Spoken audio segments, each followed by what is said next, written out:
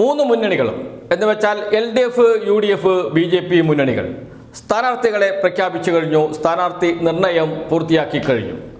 അപ്പോൾ സ്വാഭാവികമായും മറ്റൊരു കണക്കെടുപ്പ് ആരംഭിച്ചിട്ടുണ്ട്. ഓരോ മുന്നണികളും ഓരോ സമുദായത്തിന് എത്ര സീറ്റുകൾ വീതം നൽകി എന്ന്.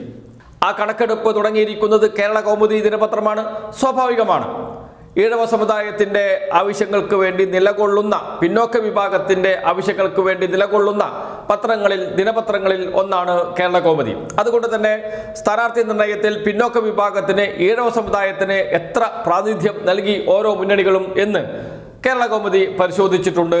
ഇന്നത്തെ കേരള കൗമുദി ദിനപത്രത്തിൽ എന്ന് വെച്ചാൽ 2026 മാർച്ച് 21 കേരള കൗമുദി ദിനപത്രത്തിൽ വാർത്ത നൽകിയിട്ടുണ്ട്. കേരള കൗമുദി വാർത്തയുടെ തലക്കെട്ട് ഇങ്ങനെയാണ്: പിന്നോക്ക സമുദായ സ്ഥാനാർത്ഥികൾ UDFനെ കടത്തിവെട്ടി LDF എന്നാണ്. UDFനെ കടത്തിവെട്ടി LDF. ഈഴവ സമുദായത്തിന് LDF നൽകിയത് 30 സീറ്റ്.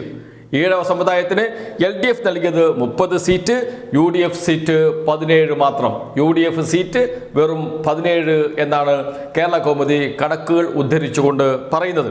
വാർത്ത തുടങ്ങുന്നത് ഇങ്ങനെയാണ്: നിയമസഭാ തെരഞ്ഞെടുപ്പിലെ സ്ഥാനാർത്ഥി നിർണയത്തിൽ പിന്നോക്ക സമുദായങ്ങൾക്ക് വിജയസാധ്യത സീറ്റുകളിൽ വേണ്ടത്ര പ്രാതിനിധ്യം നൽകണമെന്ന് രാഹുൽ ഗാന്ധി നിർദ്ദേശിച്ചിട്ടും UDFലെ പിന്നോക്ക പ്രാതിനിധ്യം 21 സീറ്റിലൊതുങ്ങി.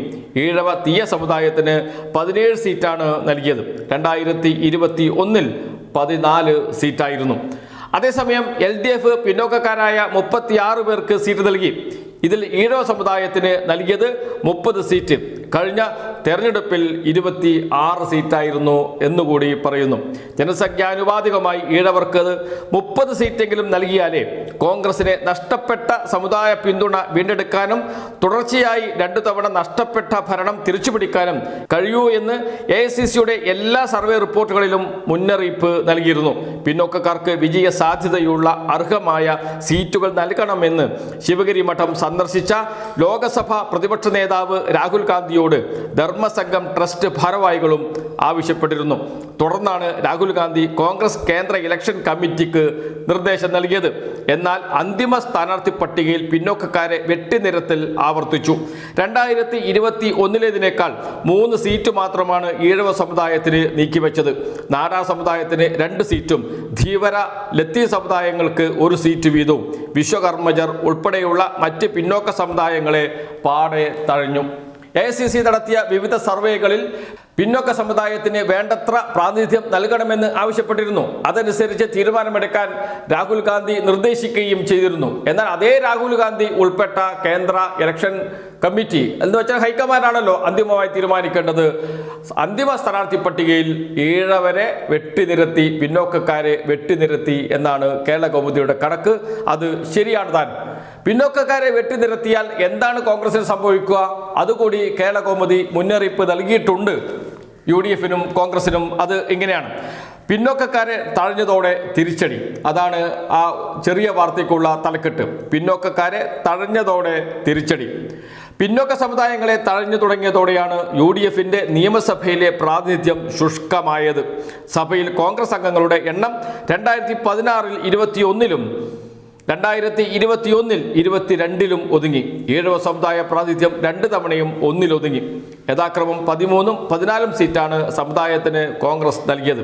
എന്ന് വെച്ചാൽ 2016 2021 നിയമസഭയിൽ UDFന്റെ ഭാഗത്ത് നിന്ന് ഈഴവ വിഭാഗം 1 സീറ്റിൽ മാത്രമാണ് ജയിച്ചു വന്നത്.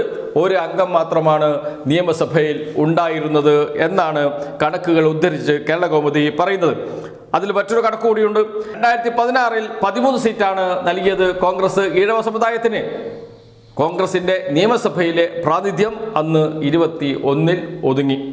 2021 ഈഴവ സമുദായത്തിന് കോൺഗ്രസ് നൽകിയ സീറ്റുകൾ 14. അത്തവണ കോൺഗ്രസിന്റെ അംഗത്വം നിയമസഭയിൽ 22 ഒതുങ്ങി. നേരത്തെ AICC സർവേയിൽ പറഞ്ഞ പ്രകാരം പിന്നോക്ക ഈഴവ സമുദായത്തിന് സീറ്റുകളുടെ എണ്ണം കൂട്ടി നൽകിയാൽ, വിജയസാധ്യതയുള്ള സീറ്റുകളുടെ എണ്ണം കൂട്ടി നൽകിയാൽ കോൺഗ്രസിന്റെ UDFന്റെ സീറ്റിൽ വർധനവുണ്ടാകും. അത് ശരിയാണ് എന്നാണ് ഈ കണക്കുകൾ നമ്മോട് പറയുന്നത്. പക്ഷേ ഇത്തവണയും വെട്ടിനിരത്തുകയാണ് ചെയ്തത് ഈഴവ സമുദായത്തെ കോൺഗ്രസ് എന്നാണ് കേരള കൗമുദി പറയുന്നത്. അതിൽ ശരിയുമുണ്ട്. ഇത്തവണ UDF എത്ര സീറ്റ് നൽകിയെന്ന കണക്ക് പറഞ്ഞു. ഏതൊക്കെ സീറ്റുകളാണ് നൽകിയത് അതും കൂടി പറയുന്നുണ്ട്. ഈഴവ വിഭാഗത്തിന് UDF നൽകിയ സീറ്റുകൾ കഴക്കൂട്ടം, നെടുമങ്ങാട്, കൊല്ലം, ചാത്തന്നൂർ, കോന്നി, ഉടുമ്പൻചോല, കായംകുളം, ഏറ്റുമാനൂർ, തൃപ്പൂണിത്തറ, കൊടുങ്ങല്ലൂർ, പുതുക്കാട്, നെന്മാറ, ചിറ്റൂർ, മലമ്പുഴ, കോഴിക്കോട് നോർത്ത്, കല്യാശ്ശേരി, തലശ്ശേരി. നാടാർ സമുദായത്തിന് നൽകിയിരിക്കുന്നത് കാട്ടാക്കടയും നെയ്യാറ്റിൻകരയും. ധീവര സമുദായത്തിന് മണലൂർ, ലത്തീൻ സമുദായത്തിന് കോവളവുമാണ് നൽകിയത് UDF. എന്നാൽ LDF ആകെ നൽകിയിരിക്കുന്നത് 36 സീറ്റുകളാണ്. 36 സീറ്റുകൾ. UDF നൽകിയത് 21. 36 പിന്നോക്ക വിഭാഗത്തിൽപ്പെട്ടവർക്ക് സീറ്റ് നൽകി LDF. ഏതൊക്കെയാണവ? ഈഴവ സമുദായത്തിന് നൽകിയിരിക്കുന്നത് ഈഴവ തീയ, വർക്കല, കഴക്കൂട്ടം, വട്ടിയൂർക്കാവ്, കൊല്ലം, ചാത്തന്നൂർ, ചടയമംഗലം, കോന്നി, പീരുമേട്, കായംകുളം, ഹരിപ്പാട്, തൃപ്പൂണിത്തുറ, തൃക്കാക്കര, ഏറ്റുമാനൂർ, പുതുക്കാട്, കൊടുങ്ങല്ലൂർ, കയ്പമംഗലം, കൊയിലാണ്ടി, പേരാമ്പ്ര, വടകര, ഏലത്തൂർ, മലമ്പുഴ, ചിറ്റൂർ, നെന്മാറ, ആലത്തൂർ, ഒറ്റപ്പാലം, ധർമ്മടം, പയ്യന്നൂർ, തലശ്ശേരി, പേരാവൂർ, മഞ്ചേശ്വരം. നാടാർ സമുദായത്തിന് നൽകിയിരിക്കുന്നത് അരുവിക്കര, നെയ്യാറ്റിൻകര, കോവളം. തീവ്ര സമുദായത്തിന് ആലപ്പുഴ, യാദവ സമുദായത്തിന് കല്യാശ്ശേരി, ശാലിയ വിഭാഗത്തിന് കണ്ണൂർ. ഇങ്ങനെയാണ് പിന്നോക്ക വിഭാഗങ്ങൾക്ക് LDF നൽകിയിരിക്കുന്ന സീറ്റ്. ഈ കണക്ക് പ്രകാരം കൃത്യം കേരള കൗമുദി ഒരു രാഷ്ട്രീയ നിരീക്ഷണം മുന്നോട്ട് വെക്കുന്നുണ്ട്. ആ രാഷ്ട്രീയ നിരീക്ഷണം എന്താണ് എന്ന് തലക്കെട്ടിൽ പറയുന്നുണ്ട്. UDFനെ കടത്തിവെട്ടി LDF എന്ന്. UDFനെ അടുത്ത തെരഞ്ഞെടുപ്പിലും കടത്തിവെട്ടും LDF എന്നാണ് ഈ വാർത്ത നൽകുന്ന സന്ദേശം. ഏതായാലും ഈഴവ സമുദായത്തെ ഇങ്ങനെ വെട്ടിനിരത്തിയതിലുള്ള പ്രതിഷേധം ഈഴവ സമുദായം പ്രകടിപ്പിക്കും എന്ന് പറഞ്ഞു വെക്കുന്നുണ്ട് കേരള കൗമുദി. അത് ശരിയാവുകയും ചെയ്യും.